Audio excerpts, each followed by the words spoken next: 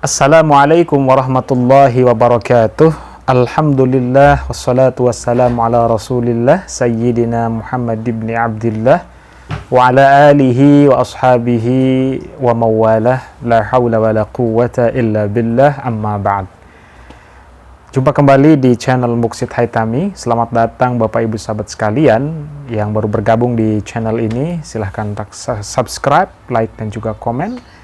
Insyaallah pada kesempatan video kali ini saya akan membahas bagaimana hal-hal penting saat kita berangkat umroh sesungguhnya.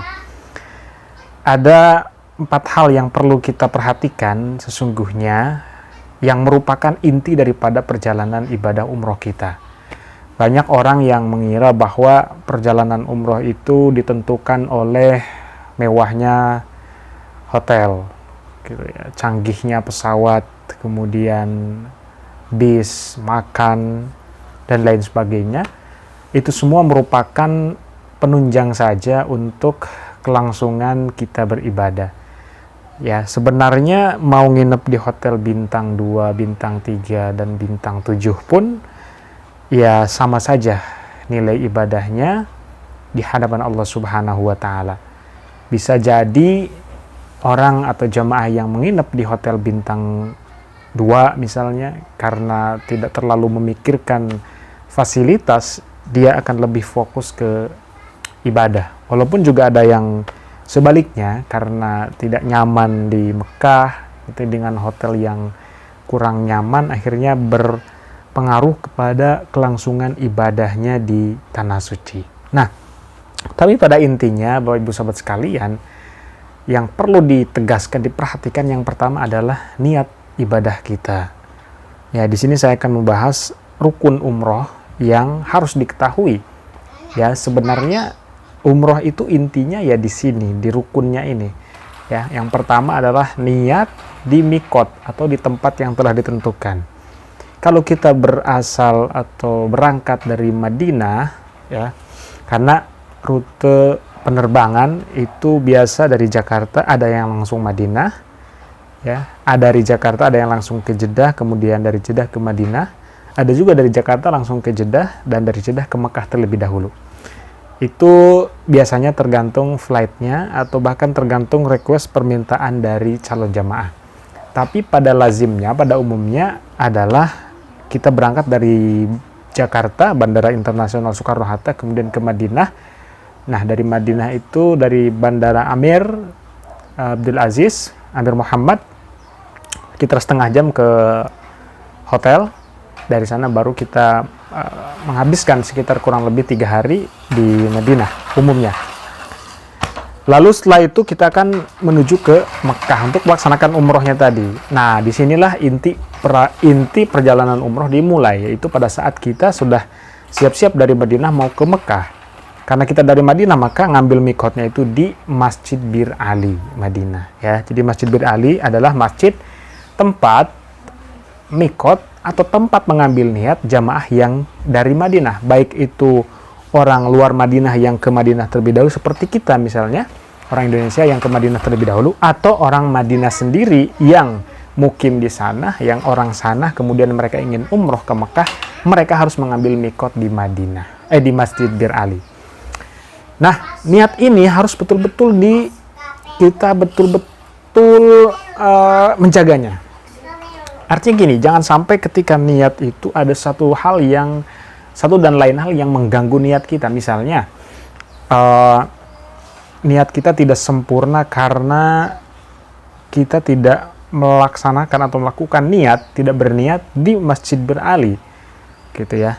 Tetapi kebiasaan jamaah kita Indonesia itu biasanya karena supaya berjamaah ngambil niatnya itu biasanya mengambil niat di bis, ya, di parkiran. Tujuannya adalah untuk supaya berjamaah bersama-sama. Itu tidak apa-apa karena masih dalam suasana atau masih dalam area Masjid Bir Ali. Nah, niatnya nawaitul umrata wa haramtu biha lillahi ta'ala, atau bisa dengan kalimat yang singkat, labbaik Allahumma umratan. Aku penuhi panggilanmu ya Allah untuk melaksanakan ibadah umroh. Yang kedua adalah setelah niat adalah tawaf, 7 putaran. Ya, tawaf 7 putaran ini kita lakukan setelah kita sampai di Masjidil Haram. Nah, antara niat dengan tawaf itu ada larangan-larangan yang harus kita hindari. Larangan ihram yang harus kita hindari yaitu berupa larangan yang melekat pada diri kita pada saat kita melaksanakan ibadah umroh tadi. Misalnya setelah kita niat, dilarang kita pakai wangi-wangian, pakai pakaian bagi laki-laki ya, selain 2 helai kain ihram, kain atas dan kain bawah ya. Kemudian setelah tawaf kita akan lanjut menuju sa'i. Sa'i 7 balikan dari Bukit Safa ke Bukit Marwah ya. Jangan sampai salah, ada jamaah yang sa'i itu sampai 14 kali karena dia anggap dari Bukit Safa ke Bukit Marwah ke Bukit Safa dihitung 1. Padahal tidak ya, dari Bukit Safa ke Bukit Marwah 1, Bukit Marwah ke Bukit Safa 2 dan seterusnya seperti itu. Kemudian yang selanjutnya yang keempat adalah tahallul. Nah, tahallul itu adalah diambil dari kata halal. Artinya menjadi halal. Artinya gini, larangan ihram yang berlaku setelah niat tadi di Masjidil Ali sampai dengan tahallul. Ketika sudah tahallul itu kita boleh melakukan lagi. Misalnya pakai wangi-wangian, ganti baju dengan baju biasa, kemudian gunting kuku, mencabut bulu-bulu yang ada di badan dan lain sebagainya. Itu boleh dilakukan kembali setelah kita tahallul, ditandai dengan gunting rambut gitu ya. Perempuan juga sama, gunting rambut tapi harus dengan orang yang mahramnya, artinya orang lain yang tidak berhak untuk menggunting rambut si jamaah perempuan itu tidak bisa. Misalnya saya, istri saya misalnya umroh ya, saya yang akan ambil gunting rambutnya, atau dengan jamaah perempuan lain seperti itu. Kemudian yang terakhir adalah tertib. Tertib itu artinya mendahulukan apa yang seharusnya didahulukan dan mengakhirkan apa yang seharusnya diakhirkan. Artinya kita tidak bisa terlebih dahulu melakukan tawaf sebelum kita mengambil mikot atau niat umroh. Atau misalnya kita sa'i dulu baru tawaf, itu juga tidak bisa. Jadi harus berurutan dari niat, tawaf, sa'i, tahallul, yang kelima adalah tertib.